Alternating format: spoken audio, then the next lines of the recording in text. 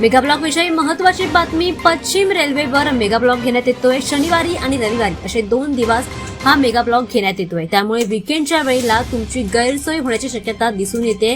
पश्चिम रेल्वेवर 6व्या मार्गिकेचं काम सुरू आहे. कांदिवली ते बोरिवली या स्थानकादरम्यान 6व्या मार्गिकेचं काम हाती घेण्यात आलं आहे. त्यामुळे 250 पेक्षा अधिक रेल्वे गाड्या रद्द करण्यात आल्या.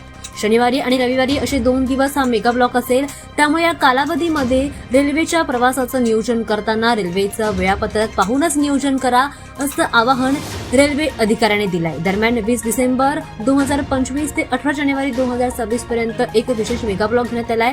त्यामुळे प्रत्येक रविवारी आणि शनिवारी प्रत्येक विकेंडला रेल्वेकडून एक मेगा ब्लॉक घेतला जातोय. अभियांत्रिकी आणि देखभालीच्या कामांसाठी हा मेगा ब्लॉक घेण्यात येतोय.